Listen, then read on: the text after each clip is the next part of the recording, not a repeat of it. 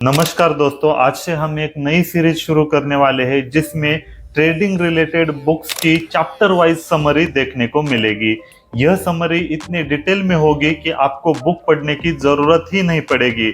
फिर भी अगर आप बुक पढ़ना चाहोगे तो जब आप बुक पढ़ने लगोगे तब आपकी समझ में आएगा जो भी मैंने वीडियो में बातें बताई है उसके अलावा उस चैप्टर में और कुछ भी नहीं है।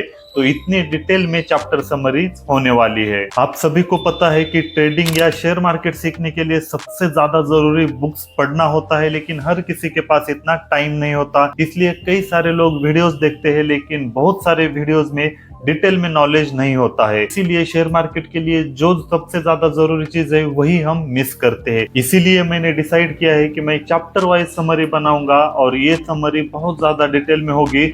इसके बाद आपको बुक पढ़ने की जरूरत ही नहीं होने वाली है। तो मैं उम्मीद करता हूँ आपको ये सीरीज काफी ज्यादा पसंद आएगी। तो हमारा फर्स्ट बुक है how to avoid loss and earn consistently in the stock market by Prasenjit Paul. तो इस बुक की हम चैप्टर वाइज समरी देखने वाले हैं। अब आपके मन में सवाल आया होगा कि पहला बुक मैंने यही सिलेक्ट क्यों किया। काफी सारे पॉपुलर बुक होने के बावजूद भी मैंने यह बुक इसलिए सिलेक्ट की ताकि इस बुक की लैंग्वेज काफी ज्यादा सिंपल है और यह बुक इंडियन मार्केट पर लिखा गया है, इसीलिए यह बुक सिलेक्ट किया गया है। और यह बिगिनर फ्रेंडली बुक है, मतलब इसमें जितने भी बातें लिखी गई है यह किसी भी बिगिनर के लिए आसानी से समझ में आ सकती है। तो इस बुक का सबसे पहला चैप्टर है how to avoid loss in the stock market. उससे पहले ऑथर ने व्हाई दिस बुक, यह बुक क्यों पढ़ना चाहिए, इसके बारे में 2 पेज में लिखा है, वो बताता हूँ। ऑथर कहते हैं कि 80% से ज्यादा रिटेल इन्वेस्टर शेयर मार्केट में लॉस करते हैं। अब रिटेल इन्वेस्टर शब्द इस बुक में काफी ज्यादा यूज किया गया है और उसका मतलब सीधा यही होता है कि रिटेल इन्वेस्टर वो लोग होते हैं जो कोई और जॉब या कोई और प्रोफेशन में है, लेकिन जितने भी सेविंग्स है या जो ज्यादा पैसे बच रहे हैं उस पैसों से शेयर मार्केट में इन्वेस्ट करते हैं। मतलब जिन लोगों का फुल टाइम बिजनेस या प्रोफेशन शेयर मार्केट या ट्रेडिंग नहीं है उन सभी को रिटेल इन्वेस्टर कहा गया है थ्रू आउट इस बुक। तो ऑथर कहते हैं कि 80% लोग शेयर मार्केट में नुकसान करते हैं। तो ऑथर कहते हैं कि पिछले कुछ सालों में मैंने कई हजारों ट्रेडर से बात की है और तब जाके मुझे समझ में आया कि आखिर रिटेल इन्वेस्टर शेयर मार्केट में नुकसान क्यों करते हैं। उसका सबसे पहला रीजन है मिसकंसेप्शन। बहुत सारे लोगों को काफी ज्यादा गलतफहमी है और इसी वजह से काफी सारे लोग शेयर मार्केट में लॉस करते हैं। और दूसरा सबसे जरूरी रीजन है वो है ट्रेडिंग टिप्स।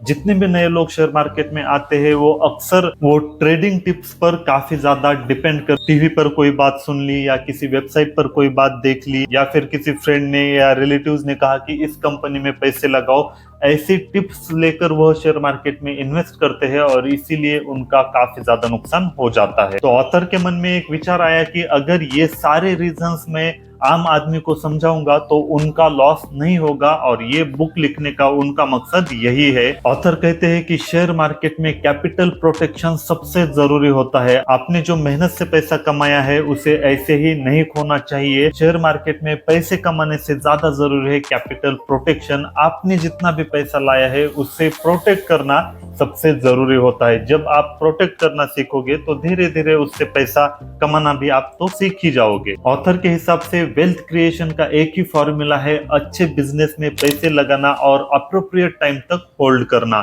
और इसके लिए आपको एमबीए या फाइनेंस की डिग्री होने की जरूरत नहीं होती है। कोई भी किसी भी बैकग्राउंड का आसानी से शेयर मार्केट में वेल्थ क्रिएट कर सकता है, लेकिन इसके लिए आपको पैशन, हार्ड वर्क और डेडिकेशन की जरूरत होती है। अगर आपने ये सब चीजें इसमें दे दी तो यकीनन आप शेयर मार्केट में सक्सेसफुल बन सकते हो। उसके बाद ऑथर बताते हैं कि शेयर मार्केट पर काफी ज्यादा बुक्स लिखी गई है, जैसे कि one upon wall street by Peter lynch, intelligent investor bye Benjamin Graham, लेकिन ये सारी बुक्स इतनी कॉम्प्लिकेटेड है और इतनी कॉम्प्लेक्स है कि एक बिगिनर या जिसको काफी ज्यादा एक्सपीरियंस भी है वो भी इस बुक को आसानी से समझ नहीं पाता है। और इस बुक की पूरी आइडिया ग्रास्प करने के लिए आपको कम से कम इसे 3 से 4 बार रीड करना पड़ता है और इसके लिए 1 से 2 साल लग जाते हैं, क्योंकि इसकी लैंग्वेज काफी ज्यादा हार्ड है और आपको डिक्शनरी के साथ बैठना पड़ता है। इसीलिए ऑथर ने सोचा कि मैं ऐसी एक बुक लिखूंगा जो काफी ज्यादा आसान होगी, अगर 10th स्टैंडर्ड का भी बच्चा इसे पढ़ेगा तो उसकी भी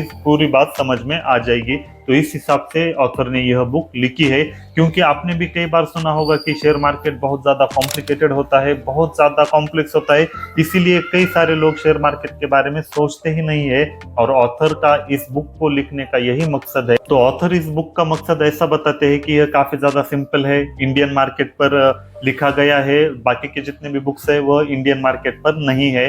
तो इस बुक को पढ़ने के बाद आप ज्यादा रिलेट कर पाओगे इंडियन मार्केट से। और ऑथर कहते हैं कि कोई भी इस बुक को समझ सकता है। और दूसरी चीज, सबसे जरूरी बात, कैपिटल को प्रोटेक्ट करना चाहिए, इस पर ज्यादा यह बुक फोकस करती है। और शुरुआत के 2 चैप्टर है, इसमें कैपिटल प्रोटेक्शन के बारे में ही बताया है। तो चलिए अब पहले चैप्टर की शुरुआत करते हैं, how to avoid loss in the stock market. ये चैप्टर ऑथर ने 5 सब टॉपिक में डिवाइड किया है। सब टॉपिक के हिसाब से इसकी समरी देखेंगे। पहला सब टॉपिक है इंट्रोडक्शन। ऑथर बताते हैं कि आप शेयर मार्केट के बारे में अपने फ्रेंड्स या रिलेटिव से पूछिए, हर कोई आपसे कहेगा कि ये तो गैम्बलिंग है और इससे बचना चाहिए। और जिन्होंने भी शेयर मार्केट में पैसे कमाए हैं उन्हें आसानी से लोग लकी मानकर छोड़ देते हैं। लेकिन रियलिटी में जितने भी लोग बिलियनियर्स बनते हैं या करोड़पति बनते हैं, वह डायरेक्टली या इनडायरेक्टली स्टॉक मार्केट से ही बनते हैं। डायरेक्टली का मतलब होता है कि डायरेक्टली स्टॉक में इन्वेस्ट करने से, और इनडायरेक्टली का मतलब होता है जितनी भी कंपनियों को स्टॉक मार्केट में लिस्ट करके। मतलब जितने भी बिलियनियर्स लोग होते हैं वह सिर्फ स्टॉक मार्केट से ही बिलियनियर्स बने हैं। वॉरेन बफेट डायरेक्टली इन्वेस्टमेंट करके बिलियनियर्स बने हैं। और इंडिया की बात की जाए तो राकेश झुनझुनवाला ने 5000 से शुरुआत करके वह भी बिलियनियर्स बने हैं, वो भी डायरेक्ट इन्वेस्टिंग से या डायरेक्टली स्टॉक मार्केट में ट्रेडिंग करने से। और कई सारे इनडायरेक्टली बिलियनियर्स बने हैं, जैसे कि Bill Gates, founder of Microsoft, mark Zuckerberg, founder of Facebook, Larry page, founder of Google. इन्होंने अपनी कंपनियों को स्टॉक मार्केट में लिस्ट करके वह करोड़पति या बिलियनियर्स बने हुए हैं। तो ऑथर का कहना है कि जो भी लोग बिलियनियर्स बनते हैं वो स्टॉक मार्केट से ही बनते हैं, इधर डायरेक्टली या फिर इनडायरेक्ट। तो अब ऑथर सवाल पूछते हैं कि अगर स्टॉक मार्केट गैम्बलिंग है तो मुझे एक ऐसा गैम्बलर दिखाओ जो गैम्बलिंग करते करते करोड़पति बना हो। गैम्बलिंग करने से आप कुछ हजार या कुछ लाखों रुपए कमा सकते हो, लेकिन ऐसा पॉसिबल ही नहीं है कि आप करोड़पति बन सकते। और अगर आप इसे लक मानते हो तो आप 1 बार 2 बार या 3 बार लकी हो सकते हो, लेकिन आप लकी होकर करोड़ों रुपए नहीं कमा सकते हो। तो इसका मतलब स्टॉक मार्केट में गैम्बलिंग भी काम नहीं आती और लक होने से भी आप करोड़पति नहीं बन सकते हो। तो इसके पीछे जरूर कोई और रीजन होगा। और दूसरी तरफ लगभग 80% रिटेल इन्वेस्टर लॉस करते हैं। मतलब कुछ लोग तो करोड़पति बन रहे हैं, लेकिन 80% लोग नुकसान भी कर रहे हैं। तो जितने भी लोग लॉस कर रहे हैं उनको सबसे पहले यह समझना जरूरी है कि आखिर स्टॉक मार्केट में लोग नुकसान ही क्यों करते हैं, उसके पीछे क्या कारण है। और यही ऑथर आगे सब टॉपिक में हमें बताते हैं। अगर एक बार आप रीजन समझ गए तो आप स्टॉक मार्केट में नुकसान नहीं कर सकते हो और आप भी कुछ लोगों की तरह आप भी करोड़पति बन सकते हो। तो इस दूसरे सब टॉपिक में ऑथर हमें एक एग्जांपल शेयर करते हैं, उसकी मदद से रिटेल इन्वेस्टर स्टॉक मार्केट में लॉस क्यों करते हैं यह दिखाते हैं। ऑथर बताते हैं, कुछ महीने पहले मैं एक रोहित नाम के लड़के से बात कर रहा था जिसने पिछले 5 सालों में 10 लाख रुपए स्टॉक मार्केट में गवा दिए थे। और उसकी यह जर्नी ऑथर ने 4 फेज में डिवाइड की है। फर्स्ट फेज है, रोहित का एक दोस्त होता है, वह ब्रोकर का भी काम करता है। रोहित से वह कहता है कि स्टॉक मार्केट में आ जा, स्टॉक मार्केट में काफी ज्यादा मार्केट से बहुत जल्दी करोड़पति बन सकते। मतलब रोहित को कन्विंस करता है कि वह स्टॉक मार्केट में पैसे लगाए और रोहित कन्विंस हो जाता है। रोहित शुरुआत में उसे 1 लाख रुपए देता है। शुरुआत में रोहित का फ्रेंड उसे हर दिन कॉल करता था, किस स्टॉक में पैसे लगा रहा हूँ, इतने पैसे लगा रहा हूँ, ये सब पूछता था। रोहित जब हाँ करता था तभी वह ट्रेड करता था। तो शुरुआत के 10-15 दिन में लगभग 20% का गेन हो गया, इसलिए रोहित को कॉन्फिडेंस आ गया। रोहित ने और 50,000 उसे दे दिए। लेकिन पिछले 10-15 दिन से रोहित के दोस्त का कोई भी कॉल नहीं आता, इसलिए रोहित को थोड़ा सा डाउट होने लगता है। फिर रोहित को पता चलता है कि लगभग 50% उसका लॉस हो गया है। फिर रोहित घबराकर उसके दोस्त से कहता है कि ठीक है, जितना भी लॉस हो गया होगा मेरी सारी पोजीशन स्क्वायर ऑफ कर दे, मतलब जितने भी शेयर्स खरीदे उन सबको बेच दे, चाहे 50% जो लॉस हुआ था, जितने भी टैक्स होते हैं वो सब काट कर लगभग 55% का पूरा लॉस रोहित को हो जाता है। तो बिना कुछ समझे रोहित के तो 55% पैसे गए। तो इसमें रोहित की क्या गलती थी? जैसे रोहित ने गलती की, जितने भी नए ट्रेडर्स या इन्वेस्टर्स आते हैं वह भी यह गलती करते हैं, किसी की बात सुनकर पैसे लगाते हैं। तो आपको यह गलती कभी भी नहीं करनी चाहिए। किसी की बात सुनकर जब तक आपको भरोसा ना हो या फिर आपने खुद एनालिसिस ना किया हो, आपको पैसे लगाने नहीं चाहिए। आपका कितना भी करीबी दोस्त क्यों ना हो, आपके कितने भी नजदीक का रिलेटिव क्यों ना हो, लेकिन किसी की भी बात सुनकर आपको पैसे इन्वेस्ट नहीं करनी चाहिए। यही सबसे बड़ा लेसन है। तो फर्स्ट फेज में रोहित को इसलिए लॉस हुआ, उसने अपने दोस्त पर ब्लाइंडली भरोसा कर दिया था। अब सेकंड फेज में क्या गलती होती है ये देखते हैं। फर्स्ट फेज के 6 महीने बाद रोहित फिर से शेयर मार्केट में एंट्री करता है। इस बार उसने सोच लिया था कि अब मैं किसी की भी बात नहीं मानूंगा, अब मैं खुद स्टडी करूंगा, एनालिसिस करूंगा और तब जाके मैं शेयर मार्केट में पैसा लगाऊंगा। और इस बार रोहित ने चूज किया इंट्राडे ट्रेड। इंट्राडे ट्रेडिंग के लिए रोहित को 10 टाइम्स मार्जिन मिल रहा था। मतलब अगर वो 10,000 से ट्रेडिंग करना शुरू कर रहा है तो उसको 1 लाख तक के शेयर्स वो खरीद या बेच सकता है। तो 10 टाइम्स मार्जिन मिल रहा था, इसलिए रोहित को इंट्राडे काफी अच्छा लगने लगा और वो इंट्राडे करने लगा। शुरुआत में उसे प्रॉफिट भी होने लगा, लेकिन प्रॉफिट कम होता था, लेकिन जब भी लॉस होता था लॉस काफी ज्यादा होता था।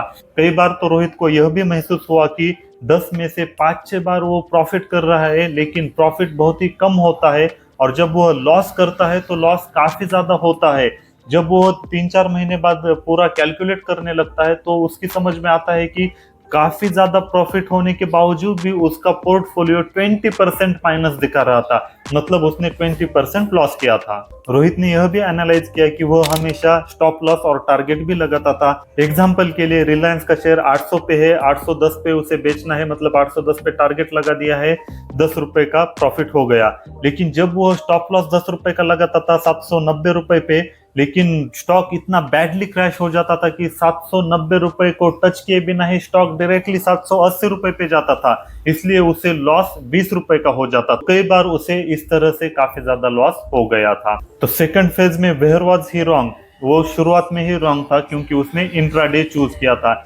इंट्राडे मतलब आप श्योर शॉट लॉस करोगे ही करोगे। इंट्राडे की सिस्टम इस तरीके से बनाई गई है कि रिटेल ट्रेडर या इन्वेस्टर उसमें प्रॉफिट बना ही नहीं सकते, इसलिए इंट्राडे से दूर रहना चाहिए। अगर आप बिगिनर हो तो इंट्राडे में आप प्रॉफिट कमा ही नहीं सकते हो। अगर यकीन नहीं हो रहा है तो जरा सा गूगल सर्च करो और देख लो इंट्राडे ट्रेडिंग करने से कितने लोग करोड़पति बने हैं। आपको एक भी एग्जाम्पल नहीं मिलेगा। इंट्राडे ट्रेडिंग से आप 1-2 दिन या 4-5 दिन आराम से पैसे कमा सकते हो, लेकिन आप कंसिस्टेंटली इंट्राडे से पैसे नहीं कमा सकते हो। लगातार 1 महीने भी इंट्राडे से पैसे कमाना मुश्किल है।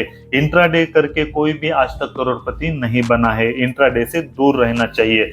अब आपके मन में यह भी सवाल आता होगा कि अगर इंट्राडे से कोई करोड़पति नहीं बना है तो ब्रोकर इतना प्रमोट क्यों करते हैं, इंट्राडे में मार्जिन क्यों देते हैं? क्योंकि आप जितना ज्यादा ट्रेड करोगे उतना ब्रोकर का फायदा होता है। चाहे शेयर्स खरीदो या बेच दो, ब्रोकर का तो हमेशा प्रॉफिट ही होता है। इसीलिए आपको मार्जिन की लालच दे आपसे वो ज्यादा ट्रेडिंग करवाते हैं। इसलिए अगर आप ज्यादा ट्रेडिंग करोगे तो ब्रोकर अमीर बन सकता है आप, तो इसीलिए आपको ज्यादा ट्रेडिंग नहीं करनी चाहिए। अब 2 बार लॉस करके रोहित की समझ में आ गया था कि डे ट्रेडिंग में आप पैसा नहीं कमा सकते हो। इसीलिए अब वो क्वालिटी स्टॉक ढूंढने लगा और कुछ महीने तक होल्ड करने की प्लानिंग करने लगा।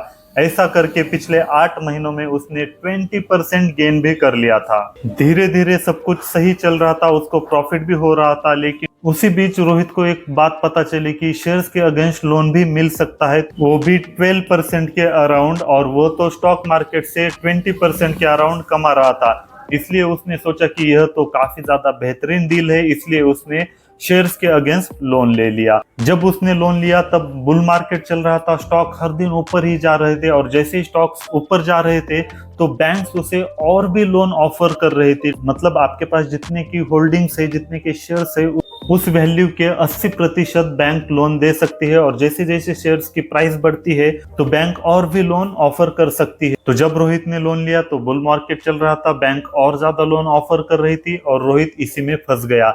एक समय बाद बुल मार्केट ओवर हो गया और चालू हो गया बियर मार्केट। और जब बियर मार्केट शुरू हो गया तो शेयर्स हर दिन नीचे ही नीचे जा रहे थे। रोहित ने पिछले 2 साल में 10 लाख रुपए का कैपिटल जमा किया था और पिछले कुछ महीनों में ही उसने लगभग 25% लॉस कर लिया टोटल। और जैसे जैसे शेयर्स की कीमत गिरने लगी तब बैंक वाले उसे प्रेशर देने लगे थे और बैंक को लगता है कि शेयर्स की वैल्यू और ज्यादा गिर सकती है, तो बैंक कभी भी शेयर्स बेचकर अपना पैसा वसूल कर सकती है। और रोहित के केस में यही हुआ, उसे फोर्स्ड सेलिंग करनी पड़ी। Now where was he wrong? उधारी का पैसा लेकर कभी भी शेयर मार्केट में इन्वेस्ट नहीं करना चाहिए। रोहित ने शुरुआत में लोन तो ले लिया, लेकिन जैसे ही बियर मार्केट शुरू हो गया शेयर्स की वैल्यू डाउन होने लगी और बैंक ने अपना पैसा वसूलने के लिए शेयर्स को बेच दिया। मतलब रोहित ने अपने मर्जी से शेयर्स नहीं बेचे बल्कि उसे जबरदस्ती बेचने पड़े। वहीं पर अगर रोहित ने कर्जा नहीं लिया होता, अगर 25% लॉस भी उसका पोर्टफोलियो दिखा रहा होता, तब भी वो शेयर्स को नहीं बेचता, कुछ दिन होल्ड करता और फिर से बुल मार्केट चालू होता, वो अपना लॉस रिकवर करता या फिर उसे प्रॉफिट होने लगता था। लेकिन कर्जा लेने की वजह से उसे जबरदस्ती शेयर्स को बेचना पड़ा। इसीलिए कहते हैं कि शेयर मार्केट में कभी भी कर्जा लेकर इन्वेस्ट नहीं करना चाहिए। 3 बार शेयर मार्केट में लॉस करने के बाद अब रोहित ने डिसाइड किया कि वह अब प्रोफेशनल स्टॉक टिप प्रोवाइडर के पास जाएगा, उनसे टिप लेकर ट्रेडिंग करेगा। और जब वह ऐसे ही एक टिप प्रोवाइडर्स के कांटेक्ट में आ गया, उन्होंने रोहित को समझाया कि जब मार्केट गिरता है तब भी आप पैसा कमा सकते हो और 50 से 100% आप श्योर शॉर्ट प्रॉफिट कमा सकते हो। तो रोहित को जब भी लॉस हुआ है मार्केट गिरने की वजह से ही हुआ है। अब तो रोहित ने सोचा कि जब मार्केट गिरते समय भी हम प्रॉफिट कमा सकते हो तो मेरा तो लॉस हो ही नहीं सकता।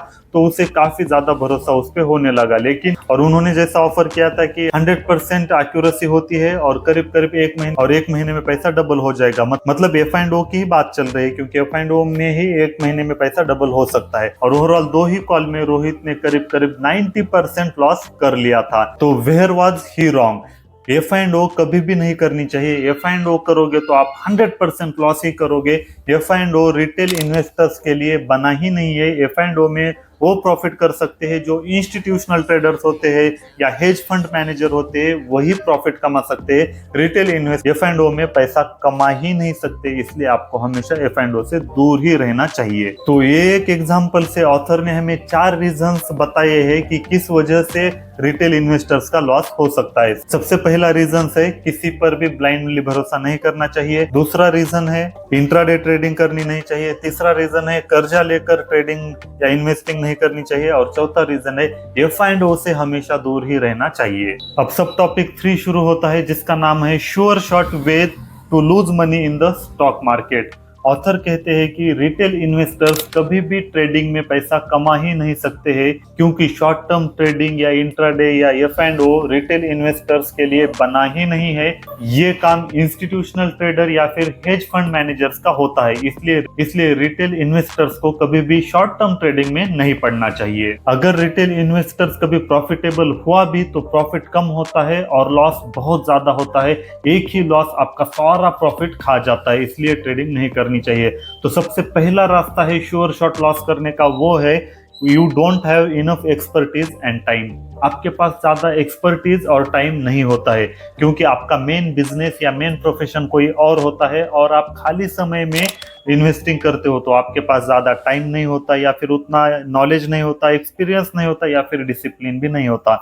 इसीलिए अगर आप किसी और प्रोफेशन में हो तो आपको ट्रेडिंग नहीं करनी चाहिए, आपको इन्वेस्टिंग ही करनी चाहिए। लेकिन फिर भी आप ट्रेडिंग करना चाहते हो, अगर आप खुद को इतना एक्सपर्ट मानते हो, तो जो जॉब कर रहे हो वो छोड़ के आप प्रोफेशनल ट्रेडिंग जॉब के लिए अप्लाई करो, क्योंकि प्रोफेशनल ट्रेडर्स की तो बहुत ज्यादा कमी है, उसमें आपको ज्यादा पेमेंट भी मिलेगा, ऐसा ऑथर का कहना है। इसीलिए आप मान लो आपके पास ज्यादा एक्सपीरियंस नहीं है, नॉलेज नहीं है या फिर टाइम भी नहीं है, इसलिए आपको ट्रेडिंग नहीं करनी चाहिए। दूसरा रास्ता है ब्रोकरेज एंड टैक्सेस। जितने भी लोग ट्रेडिंग करते हैं वो प्रॉफिट या लॉस को ऐसे देखते हैं, मान लो कोई 100 रुपए का ट्रेड लिया है और उसमें 10 रुपए लॉस दिखा रहा है, तो आप समझते हो आपका 10 रुपए लॉस हो गया और किसी दिन आपने शेयर्स 100 रुपए का शेयर्स खरीदा और वो 110 पे चला गया, तो आप मानते हो कि आपको 10 प्रॉफिट हुआ है, लेकिन रियलिटी में ऐसा बिल्कुल भी नहीं होता है, क्योंकि आप शेयर्स को खरीदो या बेच दो आपको टैक्स देना पड़ता है। उसमें ब्रोकरेज फी रहती है, सिक्योरिटी ट्रांजैक्शन टैक्स होता है, सर्विस टैक्स होता है और एक्सचेंज चार्ज होता है।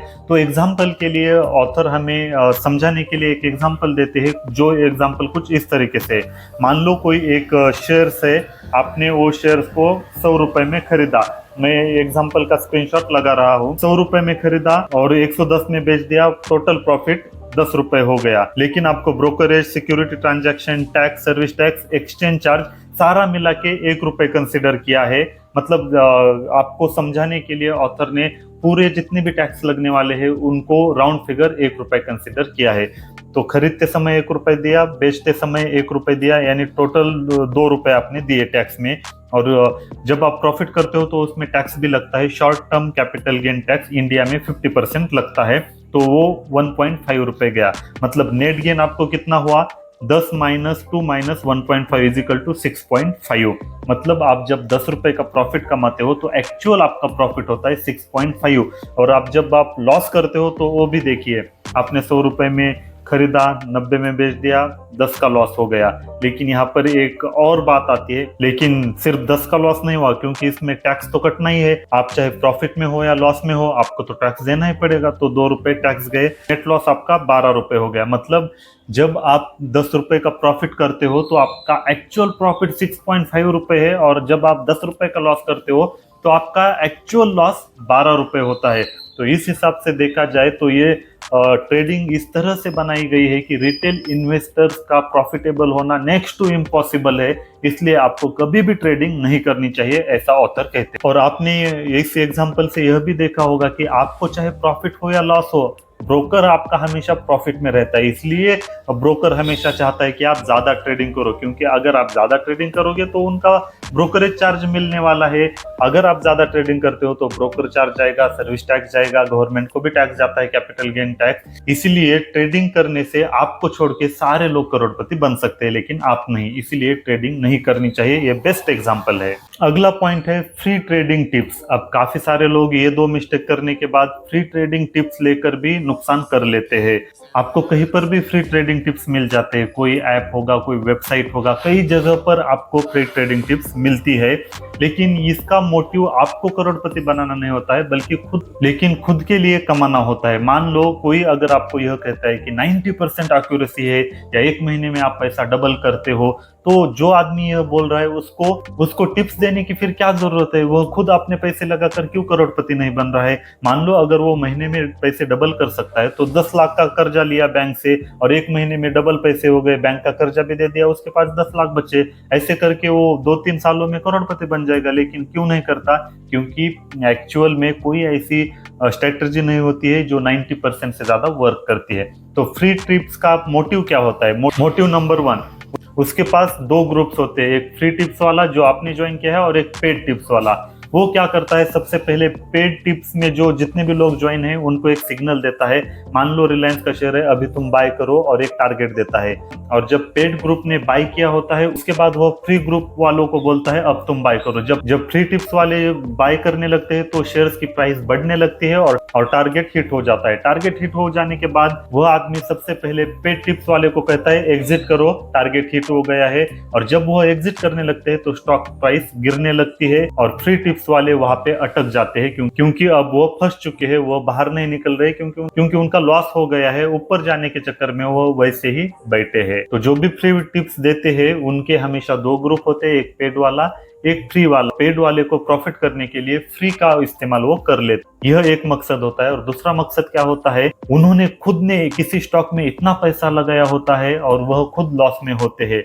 जब उन्हें निकलने का रास्ता नहीं मिलता है या स्टॉक ऊपर जाने का कोई भी चांसेस नहीं होता है, तब वह काफी सारे ग्रुप चलाते हैं जिसमें वह फ्री टिप्स देते हैं और कहते हैं इस स्टॉक को बाय करो, बहुत ज्यादा ऊपर जाने वाला है। ऐसे वह हजारों लाखों लोगों तक मैसेज पहुंचाते हैं और कई हजारों लाखों लोग वो शेयर्स बाय करने लगते हैं और धीरे धीरे प्राइस बढ़ने लगती है। एक लिमिट पर जो टिप्स दे रहे थे उनका टारगेट हिट हो जाता है और वह काफी ज्यादा स्टॉक्स बेचते हैं और अचानक से वो स्टॉक काफी ज्यादा गिर जाता है और इस तरीके से रिटेल इन्वेस्टर्स को फंसाया जाता है। तो जितने भी लोग फ्री टिप्स देते हैं उनका दो ही मकसद होता है, या तो खुद को एग्जिट करने के लिए वो टिप्स देते हैं या फिर अपने पेड क्लाइंट को प्रॉफिट करने के लिए टिप्स देते हैं। इसलिए फ्री ट्रेडिंग टिप्स पर कभी भी भरोसा नहीं करना चाहिए। अब आप सोच रहे होंगे कि ठीक है, फ्री पे भरोसा नहीं करना चाहिए, तो पेड टिप्स तो प्रॉफिटेबल है, उनको तो प्रॉफिट हो रहा है। अभी जो दो मकसद बताए ऑथर ने उसके हिसाब से आपको ऐसा लगता है, लेकिन कभी कभी पेड टिप्स बहुत ज्यादा खतरनाक होते हैं। यही अगला पॉइंट है। आपने कई सारे ऐसे एडवर्टाइजमेंट देखे होंगे जिसमें टिप्स प्रोवाइडर कहते हैं हमारा सक्सेस रेशियो 90 to 100% है, और आपको ऐसा कहकर वो अपने जाल में फंसा लेते हैं और आपको वो 2 से 3 दिनों का फ्री ट्रायल भी देते हैं और कहते हैं कि 1 महीने में आपका पैसा डबल हो जाएगा और आप झांसे में आ जाते हो। और उसके लिए वो काफी ज्यादा सब्सक्रिप्शन फी मांगते हैं। लेकिन आप फिर सोचने लगते हो इतनी सब्सक्रिप्शन फी देना सही होगा या नहीं। आप सोचने लगते हो तभी वो बार बार आपको कॉल करने लगते हैं और एक बार ऐसा कहते हैं कि आपको अभी सब्सक्रिप्शन फी देने की जरूरत नहीं है, आप पहले ट्राई करो, हम 2 से 3 दिनों के लिए आपको फ्री कॉल्स देंगे, उसके बाद ही डिसाइड करना। और आपको ऐसा कहते हैं कि हमारी एक्यूरेसी 100% है। आप उसके चक्कर में 2 से 3 दिन ट्राई करने के बारे में सोचते हो और फिर देखते हैं क्या होता है। अब ये पूरा सिस्टम वर्क कैसे करता है इसे समझिए। मान लो अब रोहित का ही एग्जाम्पल लेते हैं। रोहित को बताया गया है कि हमारी एक्यूरेसी लगभग 100% ही है, आप हमारा ग्रुप ज्वाइन करो और हम 4 दिन का फ्री ट्रायल भी दे रहे हैं। अब रोहित सोचने लगता है कि ठीक है, ट्रायल करके देखते हैं, प्रॉफिट होगा तो देखेंगे, नहीं तो नहीं। तो रोहित ट्रायल ज्वाइन कर लेता है। पहला कॉल आता है, रिलायंस को बाय कीजिए, ऊपर जाने वाला है रिलायंस। रोहित रिलायंस को बाय करता है, प्रॉफिट हो जाता है। रोहित खुश हो जाता है, अरे ये तो सच में वर्क कर रहा है। दूसरे दिन भी कॉल आता है, कहा जाता है रिलायंस को बेच दो। रोहित बेच देता है, रोहित को प्रॉफिट हो जाता है। रोहित सोचता है अरे वाह, 2 दिन लगातार प्रॉफिट हो गए, ये तो काफी अच्छा प्लेटफॉर्म है। तीसरे दिन भी कॉल आता है, तीसरे दिन कहा जाता है रिलायंस बेच दो, गिरने वाला है। रोहित फिर से बेच देता है और सच में गिर जाता है, रोहित को प्रॉफिट हो जाता है। अब रोहित को भरोसा होने लगता है। रोहित सोचने लगता है कि अगर ऐसे ही चलता रहा तो मैं कुछ ही दिनों में करोड़पति बन जाऊंगा। आज 10 लाख लगाए और उन्होंने कहा है कि 1 महीने में पैसा डबल होने वाला है, तो 1 महीने में डबल होगा। फिर उसके बाद 10 से 20, 20 से 40, 40 से 80, ऐसे वो कैलकुलेशन करने लगता है। वो चौथे दिन का बेसब्री से इंतजार करता है। चौथे दिन कॉल आ जाता है और चौथे दिन कहा जाता है रिलायंस ऊपर जाने वाला है, बाय की। और रोहित बाय करता है और वह ऊपर जाता है। अब रोहित को गारंटी हो गई है कि सच में यह सिस्टम वर्क करता है, यह स्टॉक टिप प्रोवाइडर काफी भरोसेमंद है। और जैसा इन्होंने कहा है, सालों की मेहनत के बाद उन्होंने ये स्ट्रैटेजी बनाई। अब रोहित को यकीन होने लगता है और रोहित उन्हें सब्सक्रिप्शन फी देता है। अब उनकी सब्सक्रिप्शन फी होती है 20,000 से लेकर 30,000 तक। 6 महीने की 20,000, साल के लिए 30,000 डिस्काउंट देके, ऐसा वो कहते हैं। फीस, सब्सक्रिप्शन फीस ज्यादा होती है, लेकिन रोहित सोचता है इनके चारों भी कॉल सही बैठ गए हैं तो आगे भी अगर हर एक कॉल सही बैठ जाएगा तो मैं काफी ज्यादा पैसे कमा सकता, मैं जल्दी करोड़पति बन सकता हूँ। इसलिए वो 30,000 भर के 1 ईयर का सब्सक्रिप्शन लेता है। अगले दिन से रोहित को कॉल आते हैं, लेकिन अब इसमें एक प्रॉब्लम दिखाई देता है। हर एक कॉल सही नहीं हो रहा था।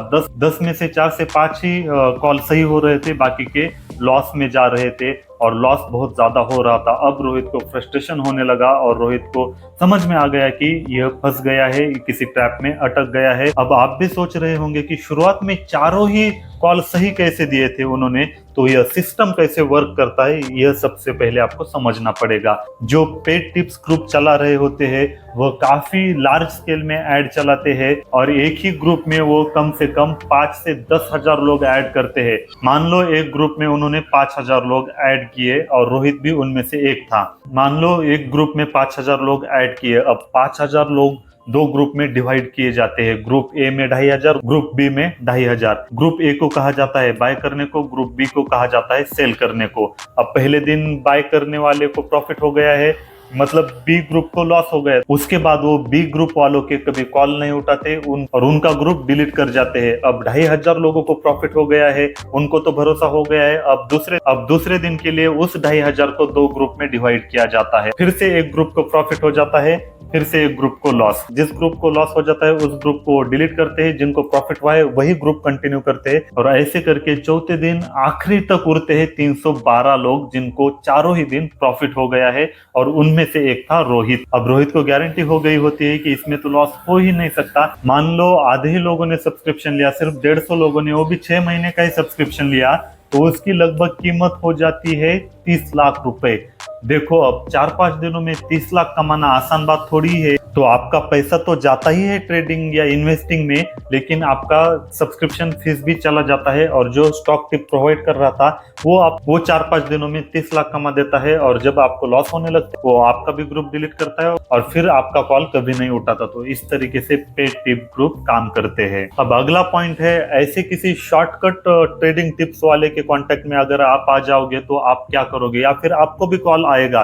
क्योंकि जब आप कहीं पर भी डीमैट अकाउंट खोलते हो तो बहुत सारी कंपनियां अपना डेटा बेचती है, इसलिए थर्ड पार्टी एप्स वाले आपको कॉल करते हैं और आपको कहते हैं हम स्टॉक टिप प्रोवाइड करते हैं, 100% गारंटी है। जैसे अभी एग्जांपल में देखा आपने कैसे फंसाते हैं, ठीक उसी तरीके से फंसाते हैं। अगर आपको भी कभी कॉल आ जाए तो आपको सिर्फ इतना कहना है, अगर आप सिर्फ 1 महीने में पैसा डबल करते हो तो स्टॉक टिप प्रोवाइड क्यों कर रहे हो, या टिप बेचकर क्यों पैसा कमाना चाहते हो? खुद ही ट्रेडिंग करो, खुद ही पैसे कमाओ और करोड़पति बन जाओ।